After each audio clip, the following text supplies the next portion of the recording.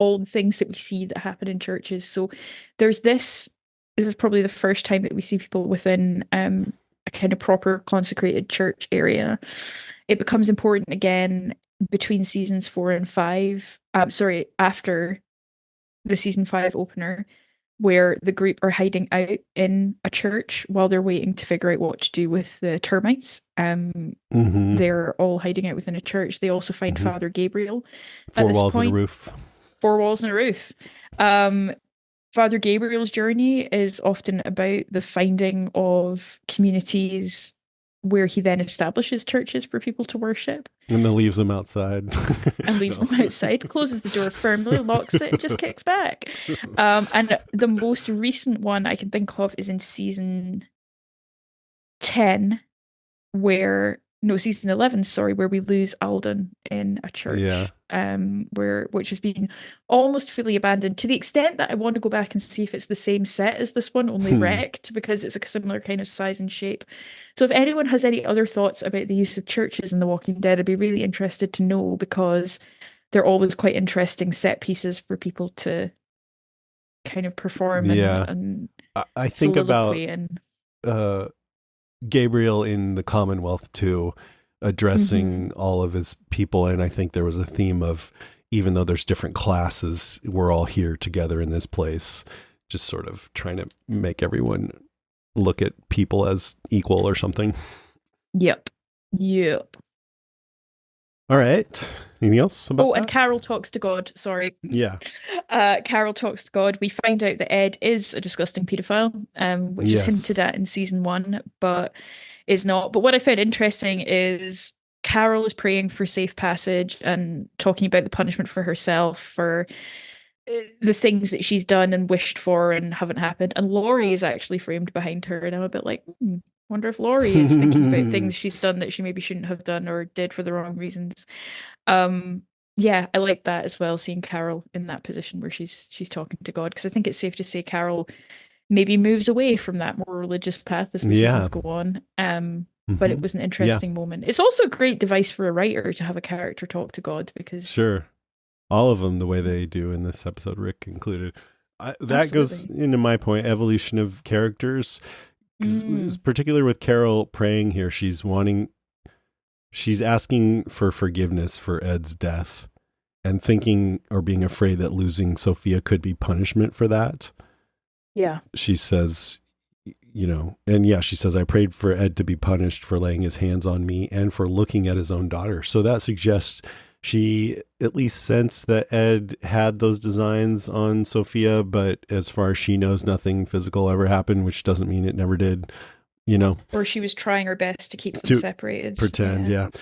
But anyway, the point is, like, she's sitting here feeling guilty, and it's so weird to see her that way because she's so different, I would say, later on, and I don't know, I guess she always does have guilt, but she just seems more like, for lack of a better word, kind of whiny. I mean, she's had it rough, so I'm not Broken. saying, yeah, just Like, like she's very broken. broken, Yeah, isn't like, she?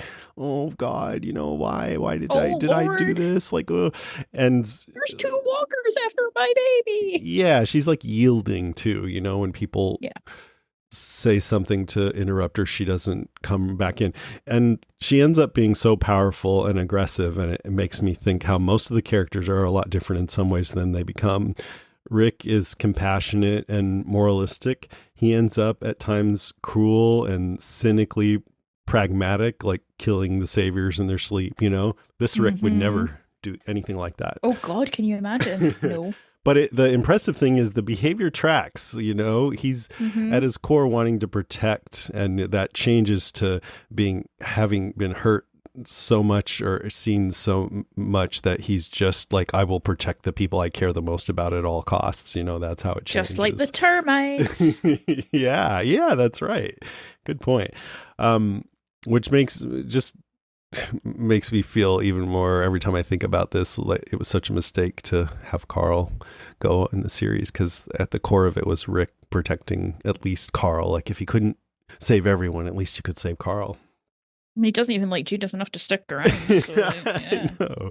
Sorry, I'll stop dragging them for that I someday. blame more Michonne. Someday. Michonne's the one who left voluntarily. Rick got The taken ones who away, you know. left. Yeah, that's what it should be. That's what we'll be calling it, folks. The ones who left. The ones who left to go to a day spa. Um, Yeah. so Glenn is a bit goofy and kind of beta. He actually didn't have a lot to do this episode. I mean, he's great already, but he becomes more serious and solid as the series goes along. His own man, you know. It was cute seeing him learn from Dale, like Yeah, flathead screwdrivers, because I forgot that Dale and Glenn have kind of a sweet little bond where he really takes him under his wing, and there's that moment and him learn kind of something. cackling. Yeah, learn something, and Glenn sort of cackling with glee when Shane finds the water, I which love is very that. cute. It's cute. Yeah. So sweet. Carl hasn't changed as much. He's like eager to be involved and kind of a seeker of adventure. And I think he chills out a bit, but I mean, he does go sneak into Sanctuary to try to kill Negan. So he's, you know, always like up for going out and doing something. Hmm. Um, Daryl is already really competent and effective, but as I said before, he's still thinking about people in terms of surface level stereotypes, or at least expressing that. And I think that goes away. He ends up losing all of that. But even now, even with that, I think he's still observant. He's judging people on what he actually sees versus those stereotypes. You know, he's not judging Glenn as some Chinaman. He's like, Yeah. this guy's a good guy, you know? So he's just Hmm. using the language, but I think he's already changing. I think so. And so that all of that sort of makes me wonder how characters like Lori, Shane, Dale, Andrea might have evolved if they'd had more time on the show. I always wanted more T-Dog, but I liked him from the start. But some of these characters who have had their annoying moments, I bet you any one of them, if not all of them, we could have come to love like we did Carol, you know, for example. You Yeah. missed one development. Oh, what's that? CGI deer. Oh, yeah, the deer got worse. The deer got worse. I was like looking at like, damn, this was the last good deer. This deer was great. What the I fuck was like, wow, happened? look at it. It was almost Yeah, real. you And then it's can't like, not, no, you can't, if you're a fan of The Walking Dead, you can't see that deer and not think of that season 7 deer. awful. That's an episode I'm like dreading going back to. I'm like, all I remember is how bad that deer was. Maybe we'll love it because we have such low expectations for it.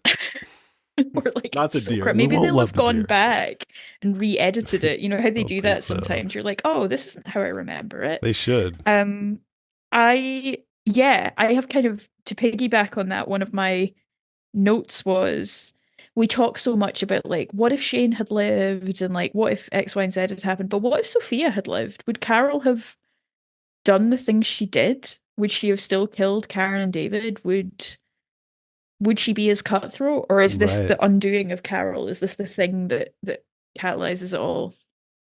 Yeah, I don't think so. I think I don't she think would so have either. been not exactly the same and maybe not even close, you know?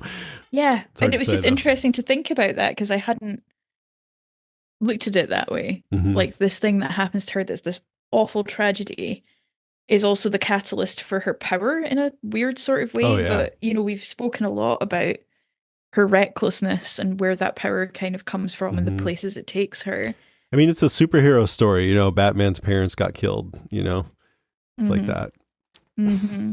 So that was one on my mind as well, is like, where does, because this is Carol's bottom. This whole season is Carol's bottom. She spends a lot of it in the RV crying. Like it's not a strong Carol season, but she comes Hmm. out of it. And in season 3, we begin to really see it more powerful. Yeah. And that makes sense. Like I feel like that's good that it took her a while to evolve into that she just didn't suddenly overnight change into another person. You know, I remember Yeah, being she pretty wakes up the annoyed with next her in day. season 2 a few Yeah. times. And it's interesting because Dale, one of the things I'd forgotten about this is Dale lying about the radiator hose. And I remember we spoke a lot about Dale as like the moral compass of the group. And he says to T Dog that he wanted to delay the conversations about the needs of the many versus the few for as long as possible. It's almost as though he could see where it was going. and he and T-Dog have a talk about whether it's pantomime or bullshit to do that. So he's holding off as long as he can. And T-Dog says something like it must be a really tricky hose because he's lying about the hose not being fixed yet.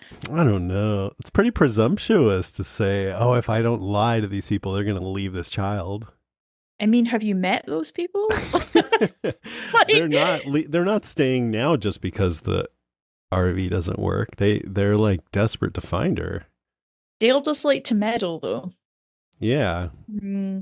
So it was interesting. It was interesting. I agree with that. I'd kind of forgotten that Dale sort of occasionally takes these things upon himself. Me too. I didn't remember that at all. So I have some notes and IMDb dive. Okay, yeah, let's go through our notes and then let's do notes. Where are you at with your notes? So when Rick said to Morgan on the phone, I mean on the radio, he's like, the CDC was a dead end. I met a scientist there. He told me something. He told me, Lori's pregnant, Morgan. I need your help. That's what I was thinking. He told me, my wife, she's up the duff. We don't know why. I don't know if that's a US expression, but up the duff. No, it's not. But I get a great Britishism for being pregnant. So Laura's up the duff. There we go. Like you learn something new every day. So Rick is telling him to be careful, and maybe they'll see him in Fort Benning. But we know, as I said before, that from Clear, that by the time Morgan turned on the radio, Rick had stopped leaving the messages. So I think this is the last one. It sounds really final. He says, maybe we'll see you in Fort Benning someday. Rick signing off. He must know that they're going out of range, huh? Or he's just know. giving up. Or he's just, he's just like, well, you ain't answered me, so guess we're done here, Morgan. I mean, bye. Hello, you had your chance, buddy. Yeah. We're done now. We're done here. Hope he didn't die. I thought it was a little weird, odd, strange that Lori and Rick are all happy about this trip where baby Carl threw up and they had to call off the trip and take him to the doctor. It was great. It was the best trip. I'm like, how bad were your other holidays? I know. It's like, the hell. When Lori says, when they first start scavenging all the cars, hey, Carl, always within my sight, okay? I'm like, oh, he will not always be within your sight. That's foreshadowing. He will not. That is wishful thinking. Also, where were you when he picked up the literal pile of axes? Like, that's a good question. Right.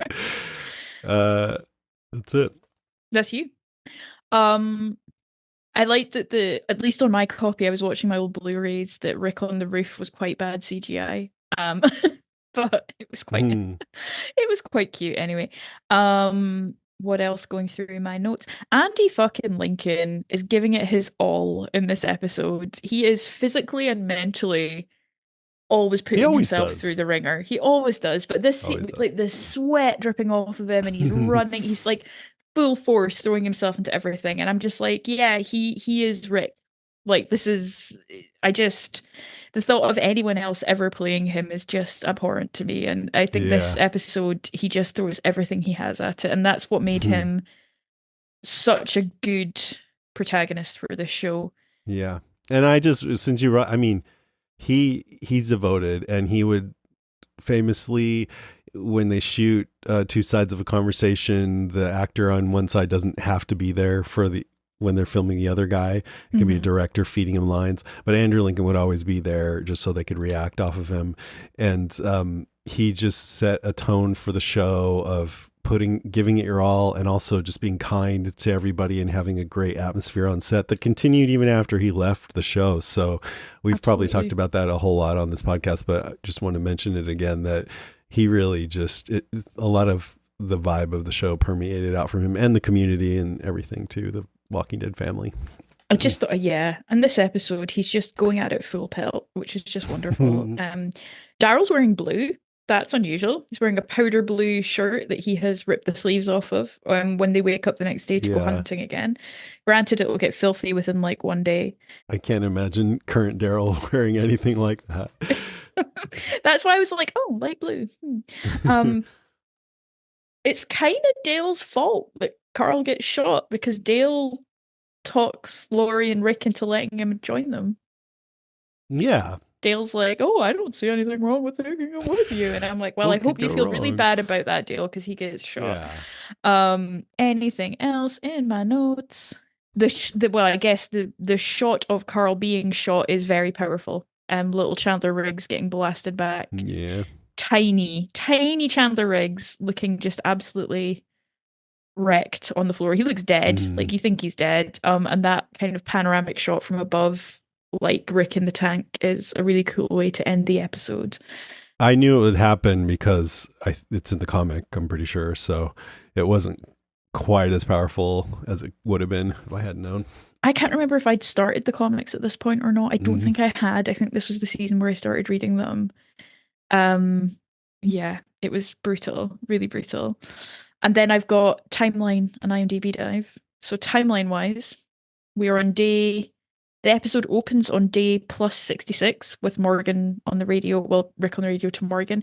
At that point, Rick has been awake for 1 week. So a lot has happened Mm. in that week.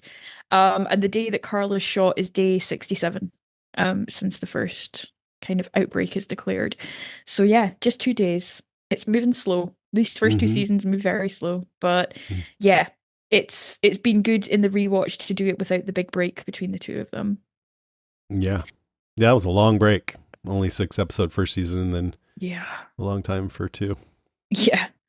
IMDb dive. An average car is too low to the ground for a person to squeeze under, so the production used soccer mom cars and redneck trucks instead. Hmm. So that's a good fact. Hyundai, Hmm. famously, you can squeeze under in a zombie If they apocalypse. hadn't done that, it would have been a different scene. Get under the Yeah, it would cars. have been Oh, like, crap. oh God, ow. You can't fit. Jason's already mentioned the reason this episode is longer than most is because budget cuts forced two episodes to be condensed into one.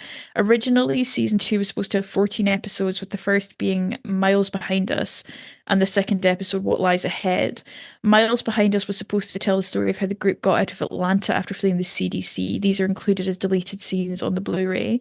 Miles Behind Us was also going to feature the flashback we've spoken about, showing the backstory of the Army Ranger played by Sam Witwer. But I think so. Frank Darabont wanted to show that I where don't think they shot it. we saw the army and how that that one zombie in the tank got there, Mhm. but they didn't shoot that. But they did shoot 2 full episodes. Yeah. But the budget cuts made it so they didn't shoot the army stuff. And then there was conflict with AMC about Darabont's 2 episodes, and they told him half of what he did was unusable.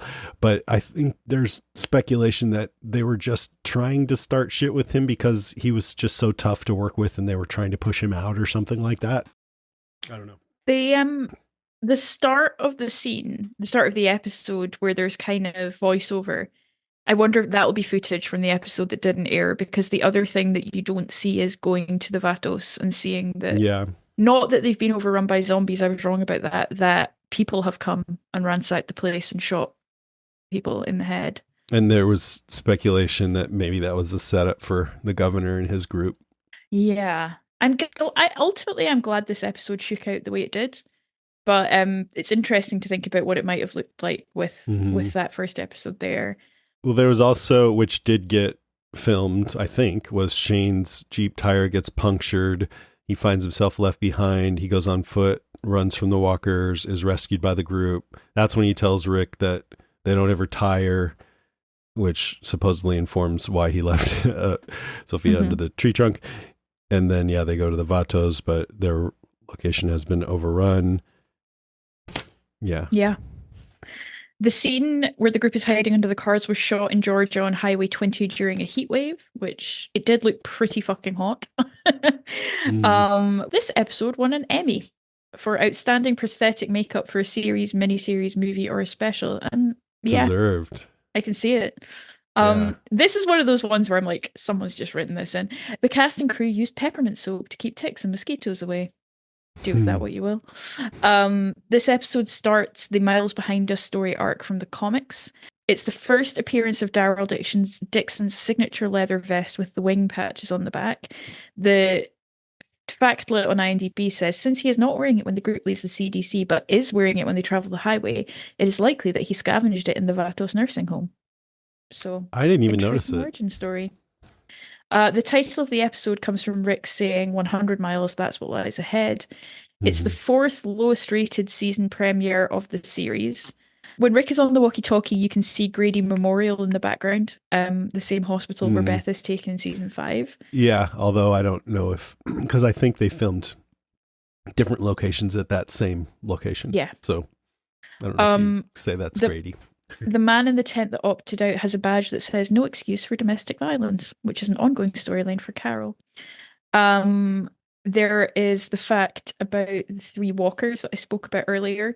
The person also adds that the church was thought to be a beacon from Sophia, but it wasn't. It was a false prophet, because there's no Hmm. steeple. I also that to be fair, that line really made me laugh when they're like, maybe Sophia's ringing the bells, and I'm like, yeah, sure, she's a trained church bell ringer. That's something we've not seen till now. This is the last episode where Sophia is seen alive. She's not seen again until episode 7, pretty much dead already, where she walks out of Herschel's barn as a walker. Hmm. In the comic, final fact, this episode is where Tyrese and his daughter, not his sister, are introduced in between leaving Atlanta and arriving at the Green family farm. In the TV show, Tyrese is not introduced until the season 3 mid-season finale. Fun fact, Tyrese is the only character for whom creator Robert Kirkman envisaged a specific actor, Chad L. Coleman. Hmm.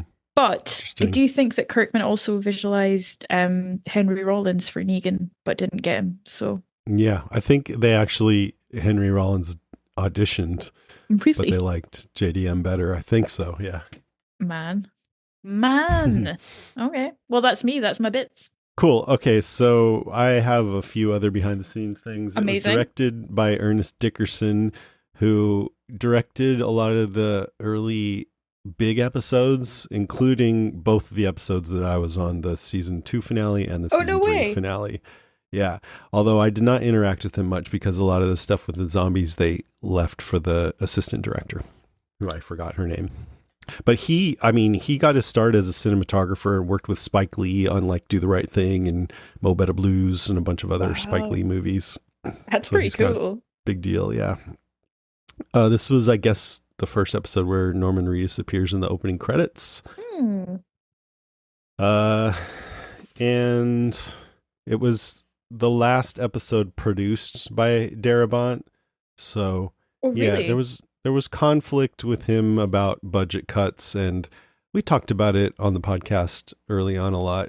It seemed like he could be a real tough to work with, yelling and stuff, but also that AMC was really tight with the budget, so it just was not a good match.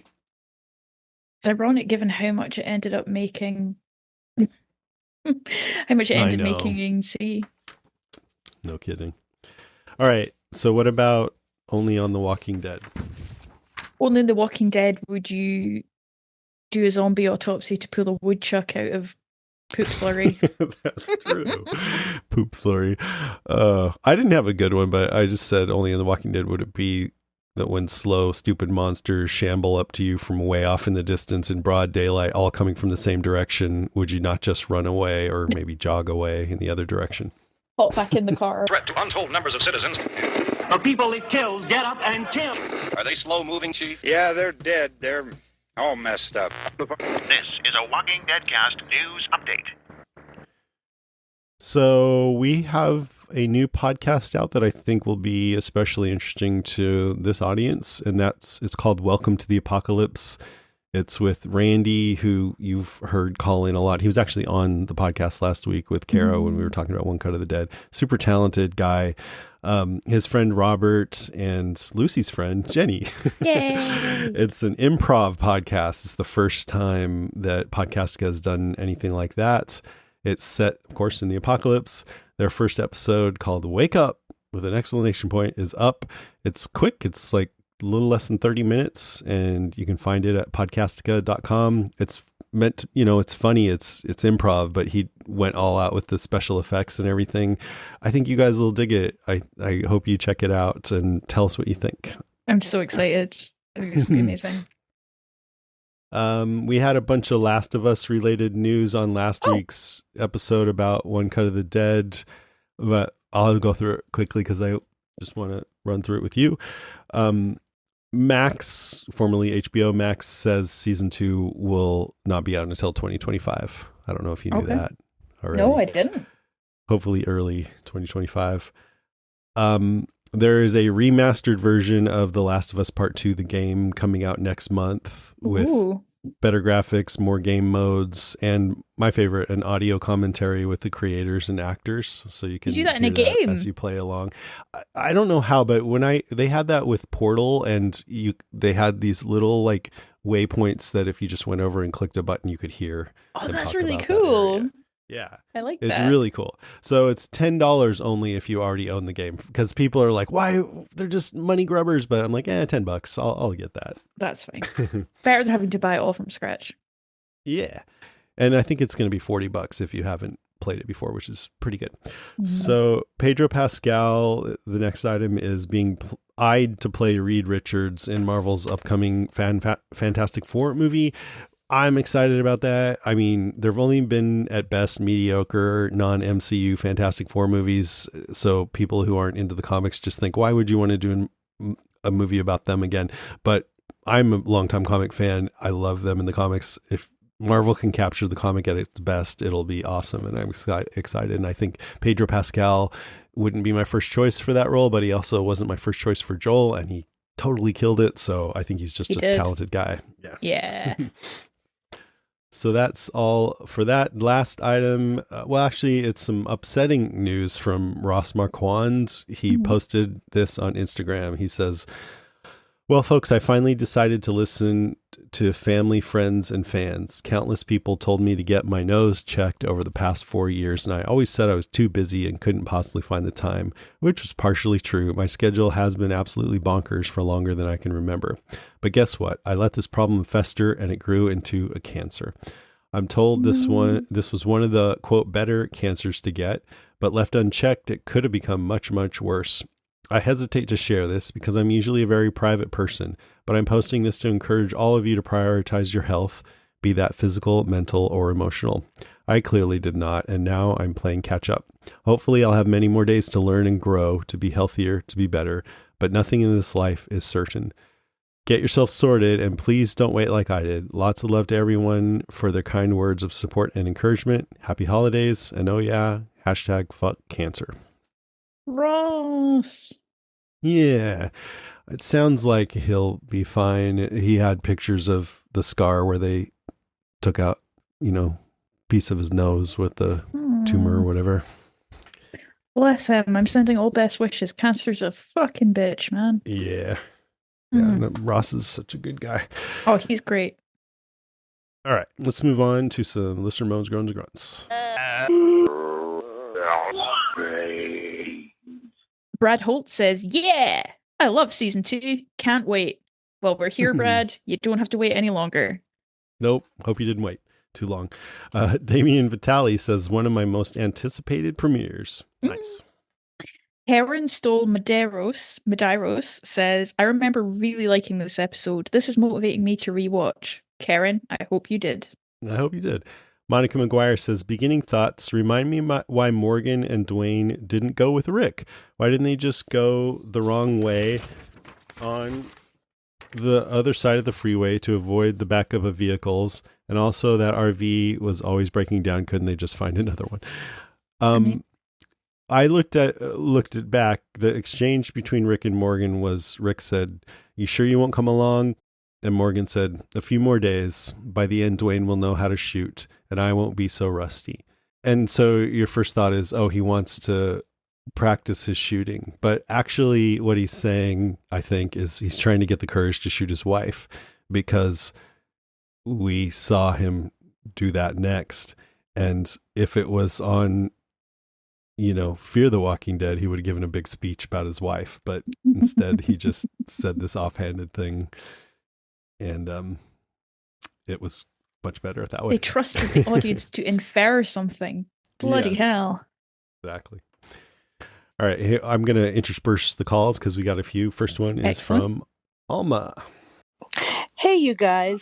I just listened to the Wildfire podcast, and I couldn't not go on without sending a shout out to Peter.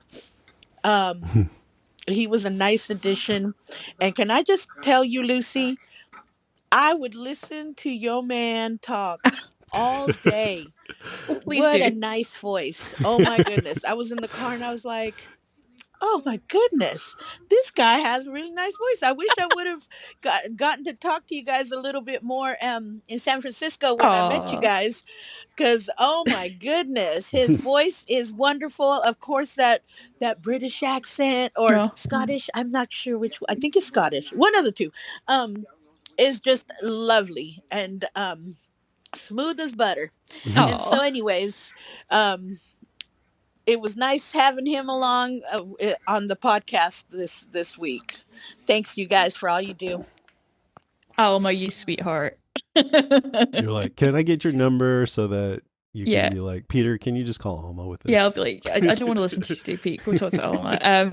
Yes, we are both Scottish, but Peter sometimes gets mistaken for being Irish, which I find quite funny. I could see that. Yeah, he's got Yeah, the vibe a because little we're bit. from different bits of Scotland, so we sound slightly different. And I picked up more Canadian than I meant to when we lived there. So occasionally I slip into something a bit transatlantic. But thank you very much, Alma. It was lovely to meet you in San Francisco, and we will meet again, I'm sure. I echo that. It's great to meet you.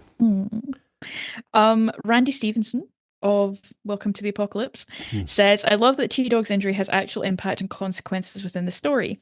Getting injured in a world without readily available medical care raises the stakes for even small mistakes. Some unnamed spin-off shows could have taken a note or two. Randy, what could you be talking about? Frasier. No, yeah.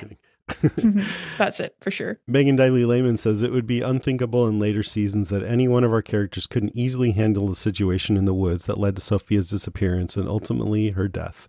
Rick really could have done better, but they were not yet even remotely adept at handling the Zeds. I mean, yeah, really what would have happened is he'd have had a knife and he'd have stabbed them both in the head. Doesn't he have a knife? Not yet. They haven't found the arsenal yet. Sorry, it's my favorite line. It's an Should have paid arsenal. attention to Carl. Yeah, Carl had it sorted. Yeah. She goes on. Also, remembering how Rick was basically responsible for Sophia's death, it seems a lot more shitty of him to have banished Carol from the group later after she killed sick people at the prison. I could not disagree with that more, but okay, we'll agree to disagree. I'm gonna stay on the fence till I thought about it more. Good. Okay, we have another call, and it's from Tej. Hi, Jason and Dr. Lucy. This is Tej from Wisconsin, loving the rewatch, and I hope you keep doing it one episode a week so I can keep up with you. Yay. I just finished season 1, and it raised 2 new questions for me. First, do you think we have seen the moment where Rick realized that Shane and Lori were sleeping together? I know later he says, of course I knew, but when did he know? I think it might have been when he came out of the RV after Shane and Lori were arguing in front of the RV. The second question is deeper and darker, but as they were in the CDC and Jenner was going to blow them all up, I looked at all of them that were escaping and thought, like, if they had seen the future, would they have preferred, should they have, I don't really know how to phrase it without sounding supportive of blowing people up, which I'm not generally, but like I look at as a Carl, rule, Lori, Andrea, like they didn't live happy lives going forward, and I suppose we could focus on the positive times, like at the prison before Carol started killing people over the flu, but just generally, Jenner's argument of you're going to leave and have a short, brutal, vicious life. I don't know. Anyway, thank you. I'm loving the rewatch. Thank you so much for doing it. Oh, Tej. It's a good point. No, I don't agree. Rick is still alive. He's still fighting to stay alive. He wants to be reunited with the people he cares about. If he succeeds, he'll go to the Commonwealth, which is a really nice place led by Ezekiel. So that's my thought on the matter. Yeah, but what about Lori and Carl and Andrea? So, like, none of them make good ends. Lori, like, if right before she got, was she bitten in the they prison? They just had to kill her. Oh, because... Why? They had to cut Judith out. Oh my God, it's so horrible. But I still don't think she would be saying, man, I wish I would have blown up the CGC, because she's telling Carl, you need to go on. Now, if she knew what happened to Carl, well, maybe then I could maybe see if she could see the future and know what happens to Carl. But I don't know. I think they all had moments of joy in there, and none of them seemed like they were like, God, why is this life so awful? Why do I have to keep going? You know, they were all just, they had spirit to them going forward. So I think. All right, your turn. Oh, it's another Megan one. No, it's a repeat. Sorry. Okay. It's all right. Yeah, so you should be. Nick Archer says, I really needed these podcasts. Thank you for doing the rewatch. I haven't watched the episode in a little bit, but T-Dog's arm wound still haunts me. Daryl also stands out. And of course, all of the bodies in the cars that died from dehydration. I mean, they didn't reanimate. They must not have had the energy. Sorry. The bottled water shower seems kind of rude in retrospect. Nick, you're not wrong. Overall, the episode was always a thrilling hour of TV. Plenty of great moments. We all remember watching this one for the first time. Looking forward to the podcast. Oh, thanks, Nick. I mean, the bottled water, my first thought was, what? You're wasting the water. And I'm like, well, they probably don't have any way of transporting all that water, but also it's a huge truck. But try also, to get that truck moving, maybe. I don't know. Yeah. Thanks, Nick. All right, here is Gloria from Salem. Hi, Lucy and Jason. It's Gloria from Salem. This is for The Walking Dead Season 2, Episode 1. Wow, that herd of walkers really scared the shit out of me. I actually forgot about that scene until Lori uncovered Carol's mouth. Oh, Dale, you always think you're right. Keeping Andrea's gun like that, he had no right whatsoever. If it was me, I probably would have gone off on him, and then I would have been labeled an emotional woman. She just couldn't win. She was right, though. She's not his daughter, not his wife. She's a grown-ass woman who can make her own choices. Just like today. Older white men taking away a woman's choice. What an asswipe. You know, the church with the timer on its bells, you'd think there'd be a hell of a lot more walkers around it. Really Good funny point. when Daryl said, yo, JC, you taking requests? I almost thought he was going to answer him. Andrea, overhearing Lori and Shane talking, do you think that may be why Shane had sex with her and just to try to protect his secret, or are they just two horny consenting adults? Probably that. Yeah. Carol broke my heart, seriously, praying in the church. She honestly thought her praying to punish Ed was her fault. Jesus Christ. That sweet moment between Carl and the deer, so poignant. Then the shot. Holy shit. That's it for me. And last time you said you thought you'd hear a line or two of a song. Okay. I don't play an instrument, but I could do a little a cappella for you. Okay. I took my love and I took it down. I climbed a mountain and I turned around. And I saw my reflection in a snow-covered hills where the landslide brought me down. Oh, mirror in the sky, what is love? Can a child within my heart rise above? Can I sail through the changing ocean tides? Can I handle the seasons of my life? That's it for me. Ciao. Oh, Gloria, that was beautiful. Yeah, channeling some Stevie Nicks. Love it. And very Walking Dead appropriate. Yeah, that was great. It's interesting. Yeah, I'm like, why were we doing zombie sound? We should have had everyone sing. Yeah, right? That was really nice. All right. Next is from Becky Fenner Anderson, who says, good morning. Like the cold open with Rick talking to Radio Morgan while the camera shows the abandoned city and the dead, shows the bleakness of what the world is now. Liked how the intro music started off and built up to normal level, was really cool. I didn't even notice that. I know it's his thing, but isn't Daryl's motorcycle a bit too loud for a zombie apocalypse? Yes. I agree with this. Sweet moment in the car with the kids talking about planning a trip in the future. Nice to give them a moment of normalcy, even though it won't even happen. Yeah, too bad. Mm. The constant ups and downs, how there's hope, then disappointment, getting into the CDC and the end result, Carl seeing the deer, then getting shot, etc. Yeah, totally. Pulling the rug out all the time. Being a Southern girl, I know how that Southern heat and humidity is, so I felt the joy and relief when Shane found the water and let it wash over him. Yeah, they were always talking about how it was torture filming that show because it was so hot in Georgia. There was a moment where Laurie Holden, as Andrea goes back into the RV, and she just played I Am Too Fucking Hot very well, and I felt very sorry for her. She didn't have to act. Great acting from the group when they were hiding under the cars. Silly Andrea messing things up again, and seriously, shut up about having a dang gun. There's people on all different sides of that issue. Loved it when Laurie put them all in their places while taking up for Rick. Poor T-Dog. Daryl saving him was badass. Kudos with the quick thinking to cover them both up with the dead. When Carl found the bag of weapons, he looked like a kid on Christmas morning. The joys of growing up in the zombie apocalypse. LOL. Finding Carl less annoying this time around, so far anyway.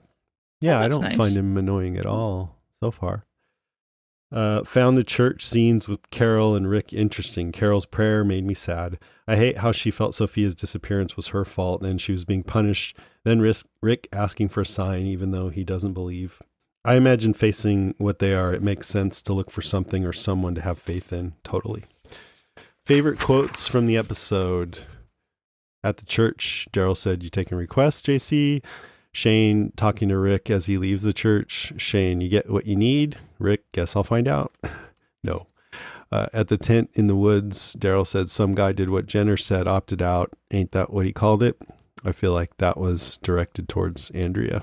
Like what? He's suggesting or something, I guess. Because she would know. I don't know.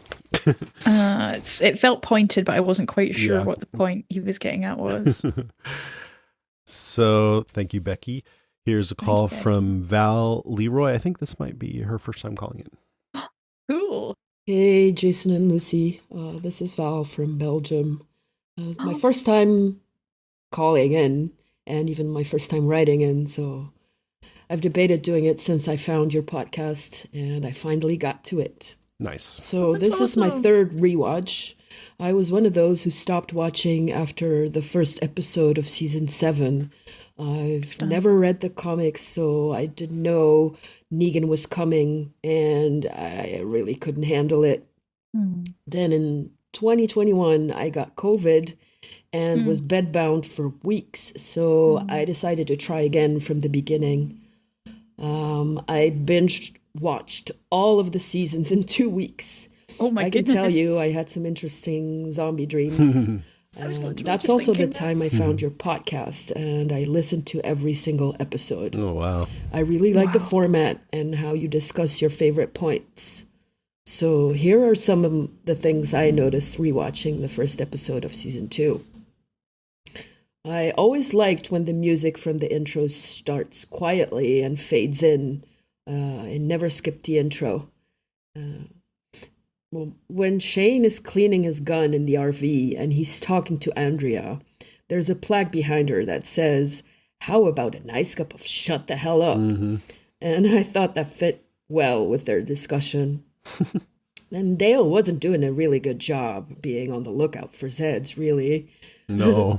And when Andrea locked herself in the bathroom of the RV, when the Zed came in, she was frantically trying to put the gun back together. So what? Her idea was to shoot it and alarm all the other walkers? Not a great idea, Andrea.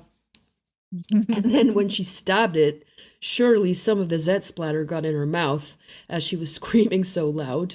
Oh yeah, and then I laughed when Daryl put the dead Zed on top of him to hide. I mean, he basically made out with it. And later in the woods, when Daryl and Rick were searching for Sophia, this one walker made a really impressive scream when it saw Rick. The dissection of it was pretty gruesome. I was happy I wasn't eating anything while watching that. You and me Anyway, both. I could go on, but this is getting long, so I'm looking forward to the rest of this rewatch. And as this is my first time calling in, here's my zombie sound. Bye. Oh, I'm pretty sure that's our first Belgian zombie, so that was I quite love a that. treat. Oh, Val, call in anytime. Yeah, thank you. Anytime. I went to Belgium last year for the first time, and it was amazing. It was really cool. I had one of the best holidays of my life in Belgium. I went with not Loic. I just didn't know what to expect. I'd never been to Belgium. Yeah, I and didn't know. We went for New Year and we had such a good time. Yeah, it was very cool. It was great. All right, I have an email from Dina from Massachusetts. Dina says, "Hello, Jason and Lucy. Season 2 is one of my favorite seasons, and I'm not quite sure why it's so unpopular. It's not rushed, and so there is time for characters to reveal who they are as they sort themselves into roles and begin to bond as a new, fragile family. And what a blast to know who they will become." It is popular, I think. You I think? think most people I'm love with it. Dina. I think people Yeah. don't like this I season. think she's just. Oh, really? Oh, I thought it was just me. Everyone's like it's the boring farm season. No, oh no. Most people I hear love it. Like, look at all our listener emails. They're like, "Oh, I was very much looking forward to this one." I think most people like All the ones who hate it just don't write in. Maybe that's true. Yeah. My high school history teacher firmly believed that we should be taught history backwards from present to past. I've been rewatching episodes jumping around from season to season, and I think Mr. Corvo was right. I'll see something that Carol does in season 6 and can trace it back to season 1. It's great fun. He sounds like an awesome teacher. Chandra in the Facebook group talked about leadership styles. Hi, Chandra. I'm with you. My HR colleague and I have so-called meetings about work, but we are actually analysing leadership styles and how they shift over all the seasons. Oh my God, this needs to be an off-season episode. Morality is a huge theme in this season. Well, it always is in The Walking Dead, but here is where we really start to witness stances and that not everything is black and white. Dale trying to save Andrea's life, noble, while at the same time taking her choice from her, sanctimonious. Shane in particular is fun to discuss because he's a bastard, but he's not always wrong. But hello, Laurie. Don't scavenge because it's the graveyard. Really? Okay then, sugar. Don't eat. Jeez. Then there's Daryl. I finally accepted the fact that I'm in love with a fictional character. I cannot fathom people who get tattoos of real people, kids, spouses, parents, celebrities, etc. So it is horrifying to me that I think I'm in the process of getting a Daryl tattoo. Ooh. Is it menopause? My husband thinks I should just learn to shoot a crossbow and get a motorcycle as it's more practical, and I don't think it's a coincidence that he's always rewatching that Portlandia episode about the Eddie Vedder tattoo. With the influence of Merle gone, there is a hint of the leader Daryl will become. Merle may have encouraged him to be racist, but one of his first acts is to put himself in danger to save a black man. Of course, he follows that by calling Glenn short round. One step forward. By the end of the main show, I think Daryl has taken bits and pieces from those he respects and to forge his own leadership style, as we all do. Although they were together for a very short time, I think his style aligns with Deanna's. Who's Deanna? Sorry, that's just, I have to, anytime someone says Deanna. They are quiet, watching and assessing before taking action. The difference in the early years is that Deanna can mostly keep her emotions in check, whereas Daryl struggles. For people who don't remember, Deanna was the original leader of Alexandria. She was paid by Tova Feldschuh, who was amazing. How many times has Rick had to hold him back over the years and say, Daryl, not now?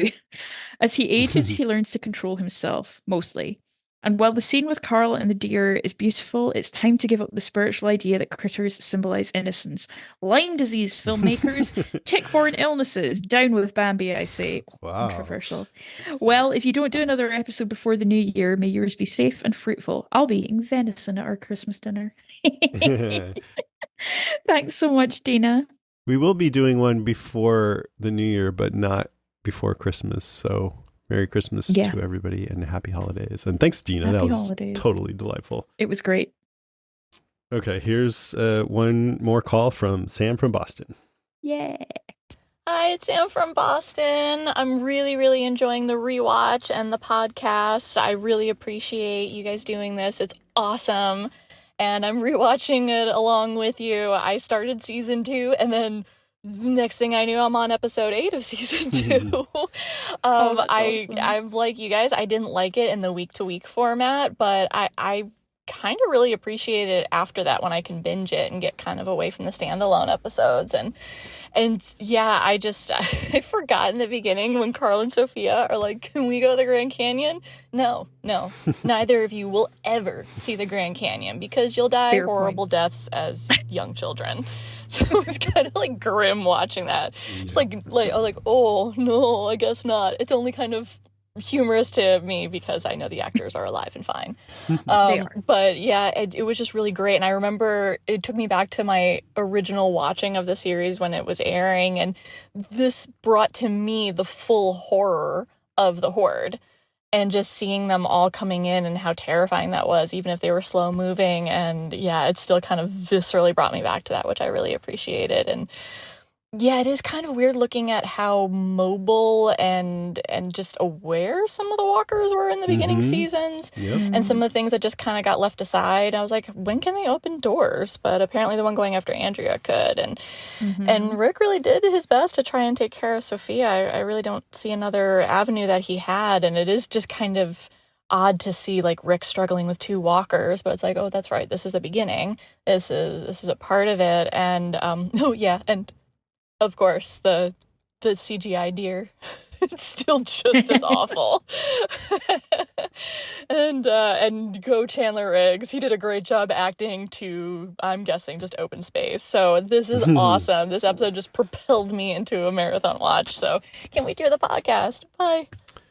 Awesome. Go on YouTube and look up Walking Dead deer, because then you'll see the one that everyone refers to when they're talking about the awful deer in The Walking Dead, and then you'll realize how great this one actually was in comparison.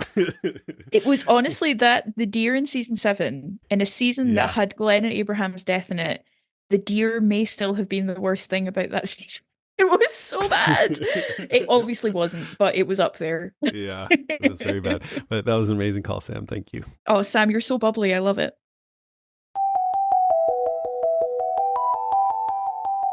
All right, that is our show, episode 556. Thanks so much for listening, everybody. Next episode, Walking Dead, season 2, episode 2, Bloodletting, which I was trying to think, do I remember? This is Herschel, right? First Herschel appearance. It's Herschel Green. Clean shaven, Scott Wilson. It's quite some. Can I just say, I was sick a couple weeks ago, or last week, I think. I took a day off, and it was so hard to not binge season 2. So I went off in a different direction. I think I ended up watching some of season 4 because I was like, well, by the time we do that on the rewatch, I'll have forgotten it again. Yeah, Bloodletting. So if you want to write in or leave us a voice message about it, you can find all our contact information at podcastica.com. Go to podcastica.com, check out our other podcasts, check out Welcome to the Apocalypse with Randy,